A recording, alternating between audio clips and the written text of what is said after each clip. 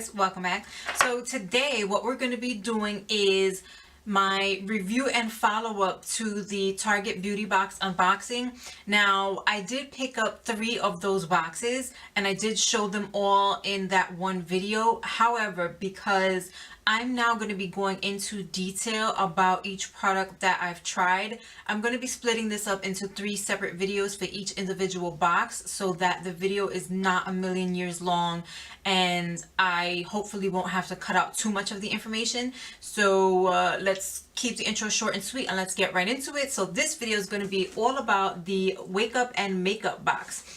Now in this box we ended up getting the Sonia Kashuk brush cleaning wipes. We ended up getting the e.l.f. Bare blending brush, the e.l.f. Beautifully Bare face palette, the Dove dry spray invisible sheer fresh deodorant, the Dove dry shampoo, the CoverGirl Peacock Flare mascara, and the Honest Beauty refreshingly clean makeup remover wipes. Now let's get right into this. So the Sonia Kashuk makeup cleansing wipes, I only received 1 and I did use it already. Hopefully you can see all the colors that came off on there. Now it did work. I can't say that it didn't. However, I don't feel like it's as thorough of a clean as you're going to get washing your brushes the old-fashioned way, which is at the sink with some water, a scrubber, and some good soap to get it off of. But in a pinch, if for whatever reason you kind of need to switch colors in between doing your makeup, or you don't have time for a thorough brush cleaning but you need clean brushes, these wipes will work. I personally do not see me buying them and using them because, again, you know, I prefer the traditional brush cleaning. If I ever do need to clean my brushes on the fly and I need a very quick cleaning, I have these I was going to say CinemaSins. It's another channel here on YouTube. I have the Cinema Secrets wash. It's a blue liquid that comes in a bottle. You can pick it up from Sephora or you can order it online, and it essentially does the same thing, but I feel like even with that you would still get a little bit better of a clean than just kind of using a wipe. But again, in a pinch, if you did need something like this, it does in fact work. You can see the colors I used to remove it there. And this was the packaging that it came in, so you know they would be individually wrapped like this. Moving along, what's the next thing here? The next thing, okay, let's talk about this little guy right here. So not only is this incredibly soft, but a few days ago I had to pack kind of an emergency makeup kit. I don't usually do my makeup outside of the house. Either I do my makeup before I go anywhere or I just don't really do makeup at all. So for whatever reason though, I did need to pack an emergency makeup kit, and I took this little guy with me to do my blush and to do my highlighter. And it's also what I used to do my makeup today so that you can see, you know, how it worked and how it applied. And this is incredibly soft. It picks up color really well. It blends the color really well. Even when I kind of went in a little heavy-handed to begin with because I wasn't expecting it to work so well, I was able to just blend it out and tone it down. But this little guy that doesn't seem like you're really gonna get much from it, and it actually worked so well, in fact, that I'm definitely going to be not only using it here at home, but in the event that I have another makeup emergency where I would have to pack a quick kit, this would absolutely definitely come with me. So right on the tail end of that is the e.l.f. Total Face Pack. Okay. Hold on. Let me try to clean that up a little bit. It's the e.l.f. Total Face Palette, which, yeah, I didn't clean that so well. But anyway, it looks like this inside. So you get your bronzer, you get 2 blushes, and you get a highlight. Now, this worked really well. It's also what I used to do my face today. I have the bronzer. I mixed both the blushes together to put on my face. And then the highlight, I went over the tops of my cheekbones there, and then whatever was left on the brush I kind of just brushed it down my nose. This again is the brush that I used to get it done with, and I just made sure to use one side where you can see the color there to dip into both the oranges and get them onto my cheeks, and then I flipped it over to the opposite end to go into that highlight and then get the highlight on the tops of my cheekbones. And as you can see, for yourself, it worked. Now, I did find that for some reason, I did kind of get hard pan on the bronzer. For anyone who doesn't know, hard pan is when you dip into either an eyeshadow, a blush, or a bronzer, and instead of the consistency of the product staying the same, it actually gets this rough, hard feeling texture over the top, and you really don't get much product anymore. So you may have to actually take something and scrape off the top layer. I'm not exactly sure why that happened. It didn't happen with any of the other products in here that I use, and I have used this quite a few times already. I do actually like the bronzer a lot. I like the color of it. I feel like it's a good balance between cool tone and warm tone. I think it'll be good for light to medium skin tones.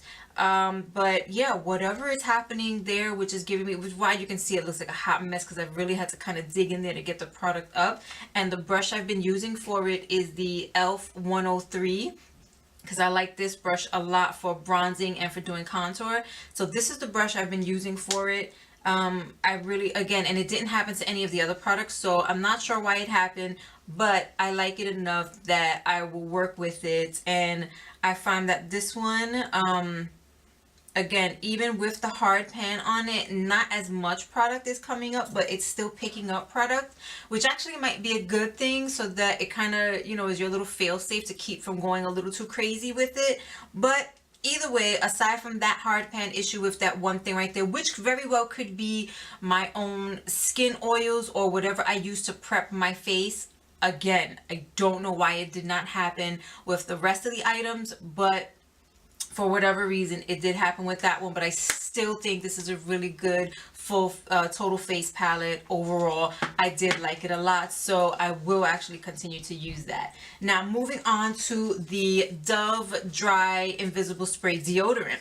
This surprised me. I really did not expect it to work. I did mention in the other video that I use the Secret Clinical Strength deodorant all the time, and I ended up liking this one a lot. It lasted us for 2 weeks. There's like the barest amount left in there. Now I used it, so did my husband, and so did my daughter. So that was 3 people using this, and it lasted 2 weeks. So I think that actually is a pretty good amount of time, because that's about the same amount of time as a solid deodorant will last. It held up really well under warm weather conditions, me at work, you know, moving around, rushing around, building up some body heat and whatnot. The only thing I have to say is that it says no white marks on over 100 colors. Just make sure you give it some time to dry first. So if you spray it on, don't immediately throw something on. You will get those streaks. Just give it a couple seconds to dry. Fan yourself if you have to. Let it dry and it will work. But I actually will be repurchasing this again, because this surprised me and it worked incredibly well. And then after that, we have the Dove Dry Shampoo. This did not work for me at all. Unfortunately, the same issue that I have with the Batiste and several other dry shampoos is the same issue I had with this one. It leaves a very dull gray cast to my hairs. To me, the purpose of a dry shampoo is to help you get an extra day or so from having to do your full, you know, shampooing, conditioning regimen, and it's giving me more of a reason to have to rush to do it faster. So unfortunately that didn't work out. I personally didn't like it, so I won't be using that again. The CoverGirl Peacock Flare Mascara, total fail for me. I have it on my eyes right now. Yeah, this is definitely at the bottom of the list of mascaras that I've tried. It does not hold the curl, and to be fair, yes, I do have a hard time finding any mascaras that do hold a curl on my lashes, but this one drops almost immediately. And I mean, I sit there with the lash curler, like making sure those bad boys are curled and up. And this just wasn't doing it for me. And the formula comes out incredibly dry. So, you know, when you get to that stage toward the end of your mascara where it's like, okay, it comes out dry, it kind of flakes as you're applying it, so you know you need to get a new one. This comes out from the very first application that way. And it was just a clumpy mess. I was just not digging it at all. Very, very dry formula, very flaky formula. And yeah, just not for me. So unfortunately, I didn't think that it would end up being my favorite mascara ever, but I didn't think I would dislike it as much as I do. So I'm not even gonna bother to try to keep using it just to use it up. It just doesn't work for me at all. I'm just not happy with it. And then last but not least, something I did absolutely use up all the way was the Honest Beauty Refreshing Clean Makeup Remover Wipes. These things are awesome. I don't know why, and the only thing I can attribute to this is the fact that so many Honest Beauty products were in all the boxes that I kind of felt like, are they trying to get rid of Honest Beauty products? You know, but so I kind of had low expectations, but these perform so well. They are super soft. Like, I've had some kind of scratchy feeling wipes that I've tried before, but these turned out to be super, super soft. One would take off my entire face of makeup. One wipe. The only thing I would have to do is, after the fact, I would go and take my Garnier Micellar water on a cotton round, and I would let it sit over my eyes to remove any waterproof makeup or anything, especially my mascaras. But this removed everything. It was so soft on the skin. There was no roughness, even if I had to go over a spot once or twice. This was a really, really good product, and I wasn't expecting that. It definitely surprised me. It tastes a little weird.